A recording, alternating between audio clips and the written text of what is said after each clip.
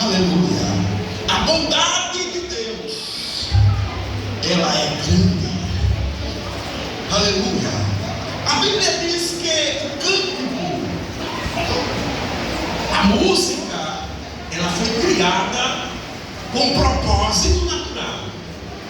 Mas a melodia, que é um elogio através de um cântico, ele já existia antes da formação da terra, seres, dos peixes, da terra, do espaço, do globo.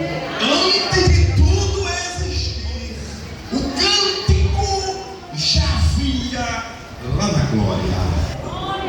A Bíblia diz que os seres angelicais, os querubins, serafins, anciões, Apocalipse capítulo 5 diz que os anciões tiravam suas coroas, aleluia, jogava aos pés daquele que está assentado sobre o trono. Ó irmão, os 24 anciões que representam a igreja do Antigo Testamento e a igreja do Novo, os homens que foram denominados grandes homens da história, todos eles tiraram suas coroas, jogaram aos pés do que estava assentado sobre o trono, e com o novo cântico eles diziam: digno és, Senhor, de abrir o livro e desatar os seus sete selos. Aqueles que se acham tão grandes, glória a Deus, eles nem para baixo olhavam, só para cima. Há pessoas exaltadas, envolto às ocupações, aleluia, cheias de prepotência, mas não é desses tais que o Senhor recebe o louvor. O verdadeiro louvor, ele rompe fronteiras, e não é dos grandes que ele quer ser louvado, excede o entendimento humano. Não é do político que ele quer ser louvado, não é do grandalhão que ele quer ser louvado, ele quer ser louvado pela boca do servo. Servo é aquele que reconhece que é incapaz, que não pode, que é impossibilitado, que é pequeno, que é dependente, até tem, mas é altamente dependente. Ele quer ouvir o louvor daquele que não tem quem lhe ajude. Ele quer ouvir o louvor daquele que tem todo amparado à sua frente, todos os recursos à sua frente. Ele quer ser louvado. Glória a Deus. O intuito do servo é reconhecer a senhoria do seu Senhor, é reconhecer a gratidão que lhe compete agradecer. Eu agradeço ao meu Deus. É agradecer mesmo sem ter recebido, porque o louvor, ele vai além da lógica natural. Dentro do viés da lógica natural, do curso natural, a gente espera primeiro receber, não é assim, irmão? Para depois agradecer. Jesus deu um exemplo de louvor quando ele chega lá na aldeia de Marta e de Maria. Quando os fariseus, escritos, blasfemando contra ele, disseram: não pode a este que deu vista cego, que curou enfermos, não poderia este vir 4 dias antes e ter ressuscitado este que ele chama de meu amigo. Aí Jesus, ele dá graça, ele faz uma oração de louvor, e ele diz: graças te dou, ó Pai, porque tu me ouves sempre que eu te peço. Ele nos dá uma aula, irmão, de quebrantamento. As portas estão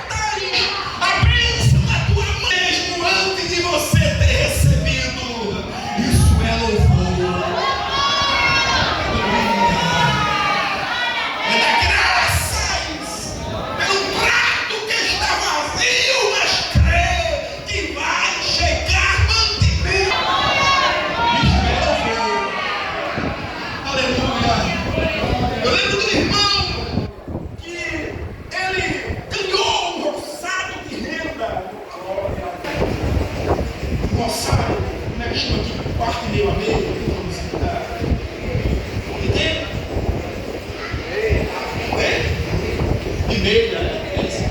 De meia. E ele ganhou um roçado, um terreno para plantar. E ele passava uma necessidade tão grande, mas ele sempre estava na igreja, ele cantava no coral. Ele plantou, mas plantou muita coisa. Plantou yangue, plantou batata, plantou coentro, plantou verduras, ele plantou, fez uma horta, ficou uma coisa linda. Mas estava próximo à colheita. Ele fez aí também um chiqueiro para criar galinhas.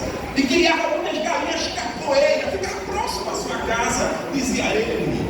E acontece que naqueles tempos deu uma cheia muito grande, a ponto que cobriu toda a sua plantação. As galinhas morreram afogadas, a sua plantação toda foi embora, só restou apenas as batatas. E ele disse: ó irmão, eu passei muito tempo só comendo batatas. Teve um momento na minha vida que eu comecei a praguejar a Deus. Eu disse: mas Deus, eu sou teu servo, tu sabes que eu te louvo ali naquele coral, tu sabes que eu te adoro, eu te invoco.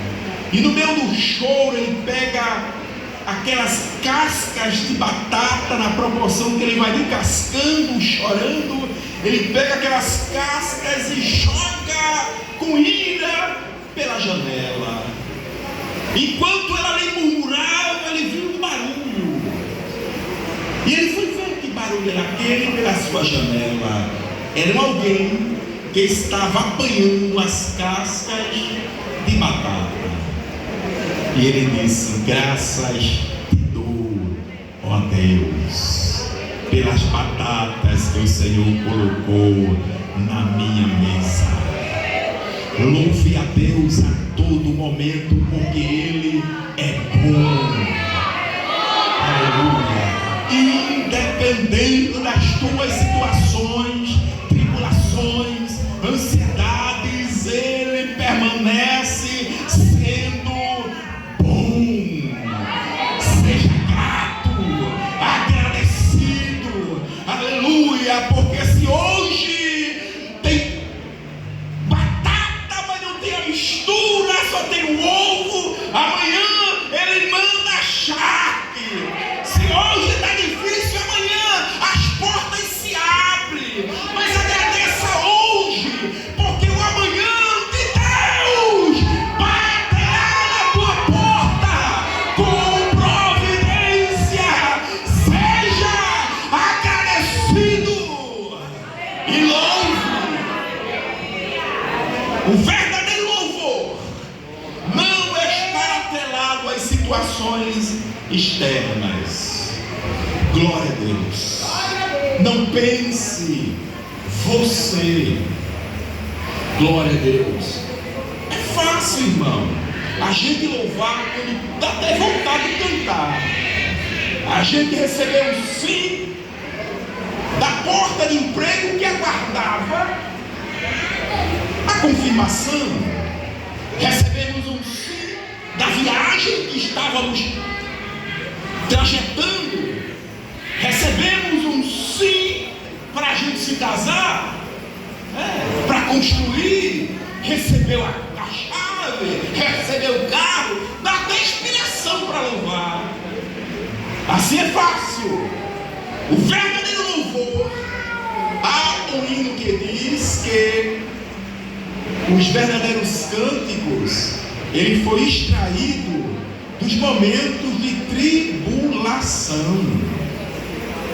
É no momento das tribulações que surgem os mais inspirados louvores. É assim ou é?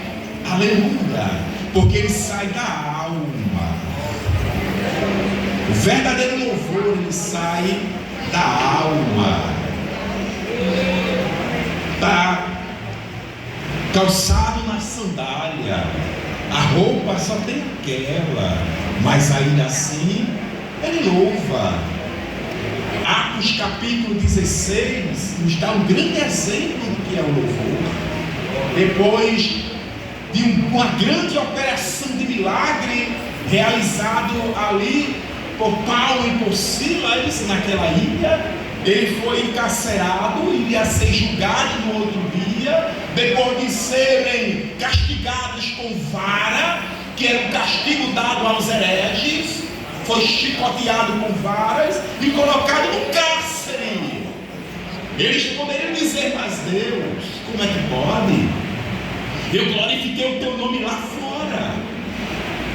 Tu me usaste e aquela jovem foi dela expulsa, demônios de adivinhações. O povo viu, glorificou, até gente se converteu. E eu estou aqui nesta situação.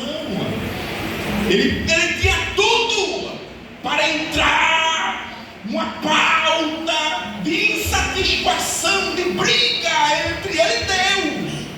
Ele tinha N motivos naturais para blasfemar, mas eles não fizeram isso. Paulo e Silas, os pés estavam amarrados em troncos, e era uma posição que não lhes favorecia muito, porque os pés estavam presos, as mãos também. Eles estavam sentados e curvados. Pouco tempo correriam ali de as suas colunas começarem a sofrer danos, e a probabilidade de eles passarem a noite toda, é claro, porque não tinha condições de dormirem. Era uma posição um pouco incômoda. O lugar era frio, molhado, sujo. Era uma gruta. Glória a Deus. Uma prisão, tipo uma caverna, que havia alguns cômodos. Era uma caverna escura, com pouca luz ou quase nenhuma. Um não conseguia ver o outro. E é natural, quando a gente lê os noticiários de presídios, de pessoas que estão presos, encarcerados, é um tom de desespero, é motim, queimou colchão, assassinatos. Mas aqui é diferente, porque quem estava preso eram adoradores. A Bíblia diz que Paulo e Silas, mesmo na situação que estava, disseram: vamos louvar. A gente vai louvar. Tu já pensou, irmão? O espinho na carne parece que cada vez mais adentra de carne adentro.